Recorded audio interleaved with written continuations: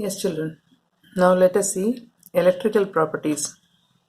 Now, how the classification is done on the basis of conductivity, say.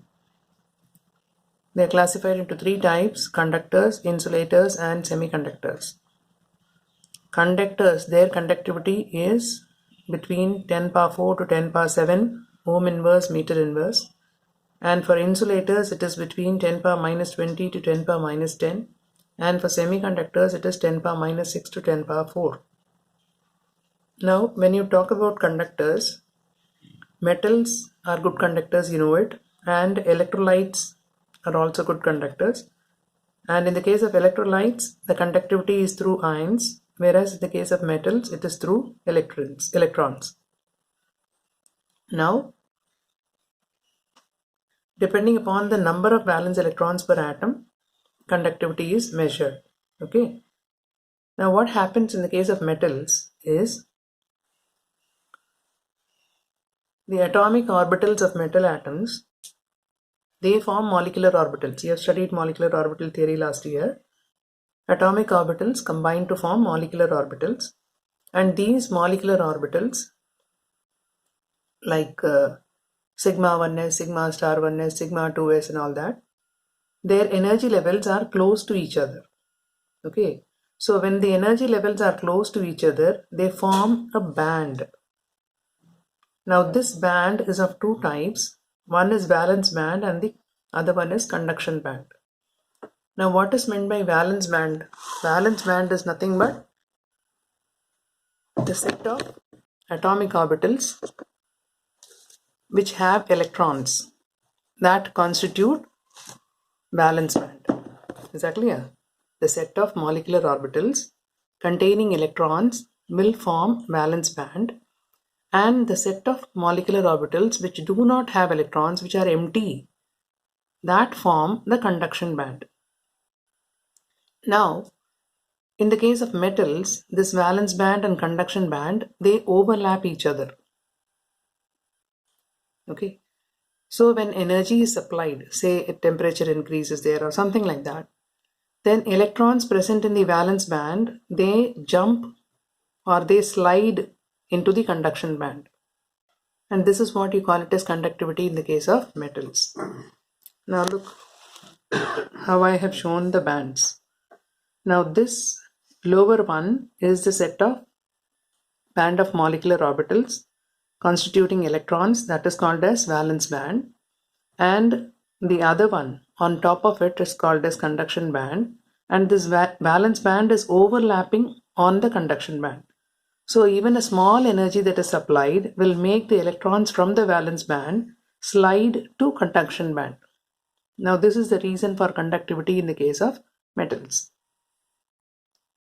Now in the case of insulators, this valence band and conduction band, they differ in their energy levels. See, this is the energy axis. Okay. There is a large difference between the valence band and the conduction band. So even when energy is supplied, the electrons cannot jump from valence band to conduction band. That's why you call them as insulators. Whereas in the case of semiconductor, the difference is very small. So a small amount of energy supplied can make the electrons from the valence band move to conduction band, and that is why they show conductivity to a small extent. By doping, the conductivity increases. But before that, that is why they are called as intrinsic semiconductors, is it not? So energy level difference is smaller. Now this is what is called as forbidden zone. This energy gap is called as forbidden zone. Okay. So this is the basic reason behind conductivity. In the case of semiconductors, the electrical conductivity increases with rise in temperature. The electrical conductivity increases with the rise in temperature. Silicon and germanium, they are intrinsic semiconductors, and by adding an impurity, its conductivity can be increased. Now how it is done? That is by doping. We have already seen this particular topic. N-type and P-type, we have already seen it.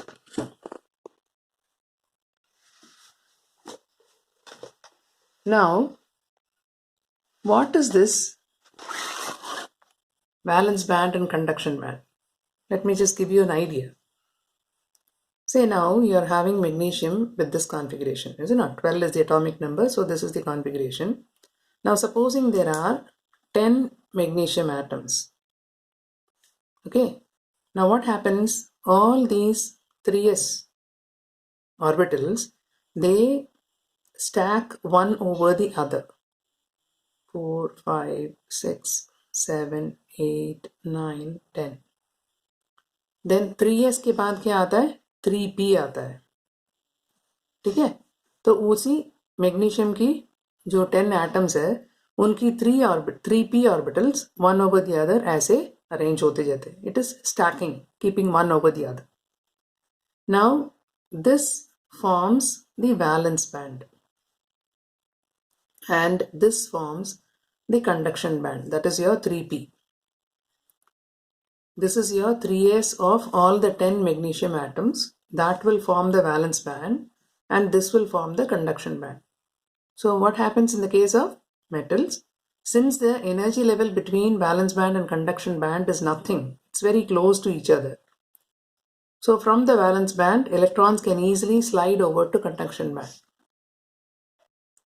Right? This is why you say that the energy level difference is absolutely, it is not there in the case of metals. Right? Now, supposing you take aluminium.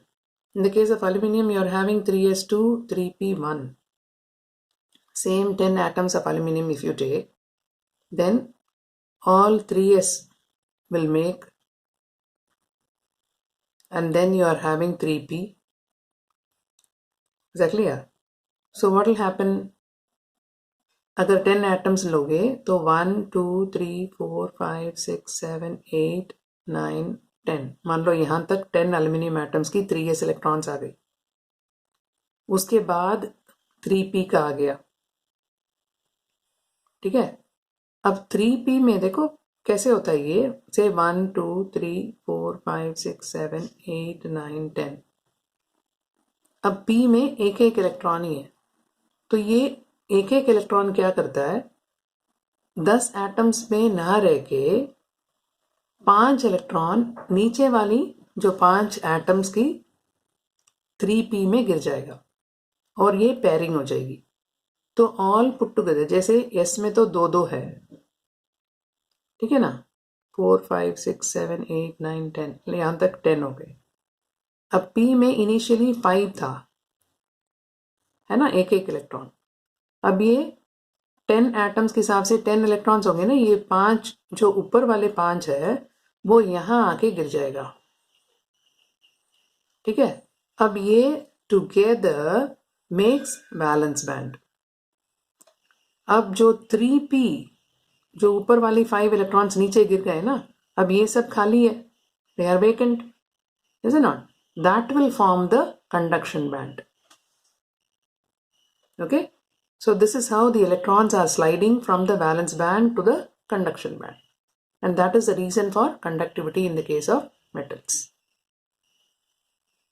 Right? Okay. Now let us come to magnetic properties.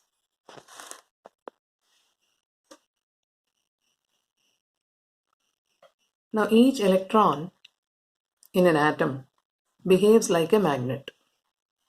Its magnetic moment, it is originating from two types of motions. What are the two types of motion? One is orbital motion and the other one is spin motion.